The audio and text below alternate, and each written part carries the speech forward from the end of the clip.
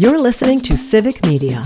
You can tune into any of our live shows on any radio station across the state with the Civic Media app. Find us in your phone's app store and listen anytime, anywhere. This is your WAUK Daily News Roundup for the Shaw, 101.1 FM and 540 AM in Waukesha.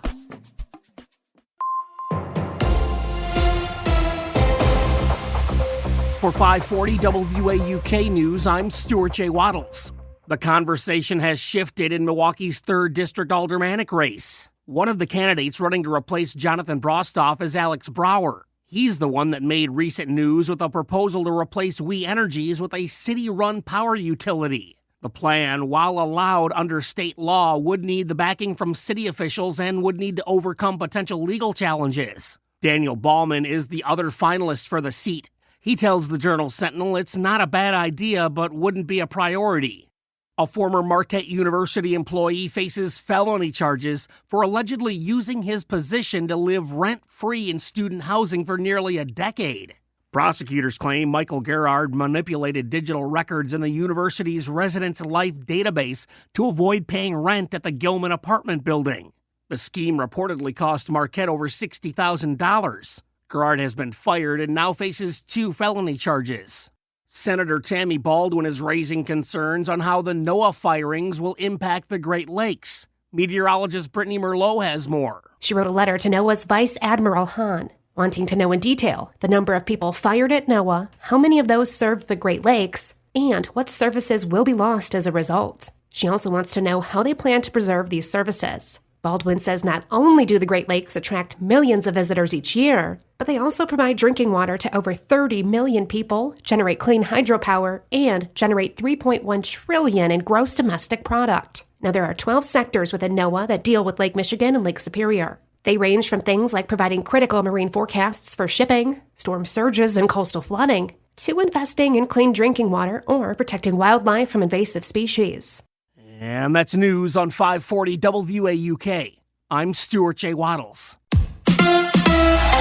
The Bucks lose to the Suns. Hi, I'm Mike Clemens with sports. The Bucks fall to the Phoenix Suns 108-106. Milwaukee had designed a play to get the ball to Brook Lopez for the winning shot, but A.J. Green bumped into Giannis, who was trying to set a pick. Head coach Doc Rivers. Yeah, A.J. kind of went too early. Knocked Giannis off strikes. We wanted Giannis to come up. Then he was supposed to pick Brook, and Brook was going over, so it is what it is. It's the first time the Suns head coach Mike Budenholzer had faced the Bucks since they fired him 2 years ago. The Suns players telling reporters they wanted to win this one for Coach Bud. There's a lot of history there, and so, I think the most important thing is our players, and, if they gave a little extra for me, that would be great. Good to get the win. They're a great team, a lot of great players, a lot of respect for them. I'm just happy for our players, really, to be honest with you. Baseball, the Brewers wrapping up spring training with a 4-2 win over the Rockies. Milwaukee with a 16-14 record in Cactus League play. With sports, I'm Mike Clemens.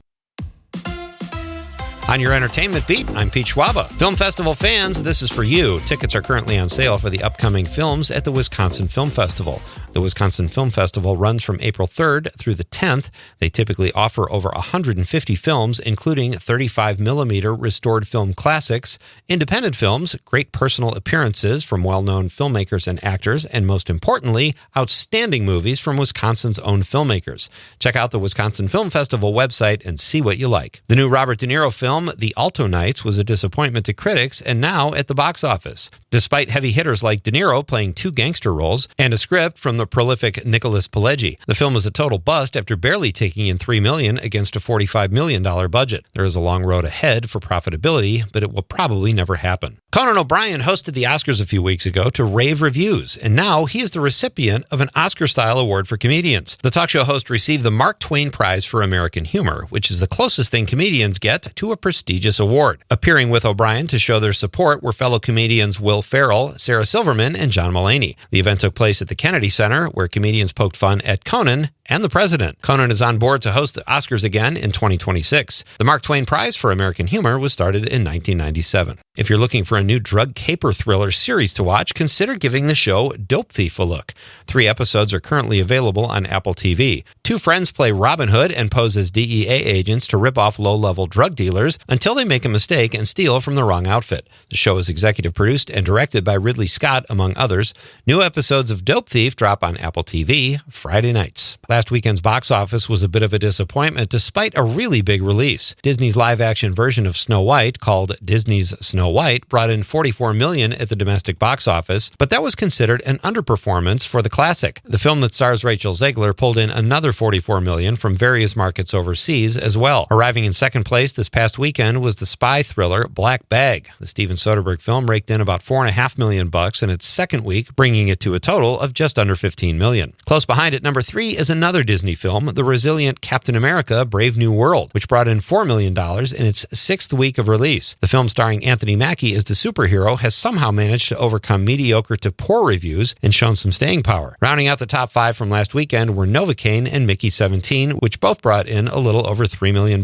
New releases are just around the corner, folks. For more showbiz fun, tune in to Nightlight with me, Pete Schwaba, weeknights from 6 to 8 p.m. on the Civic Media Radio Network. Plenty of sunshine today. We'll get to around 46 for a high this afternoon. The wind out of the north at 5 to 15. Tonight we'll drop down to 28. It'll be mostly clear. Tomorrow, partly cloudy, 45. Thursday, mostly cloudy, 51. We'll get to the mid-50s with scattered showers on Friday. I'm meteorologist Sean Cable. Currently, it's 26. That's your WAUK Daily News Roundup from Civic Media. Subscribe to this podcast on Spotify, Apple, or wherever you find your podcasts. Find more news at WAUKradio.com.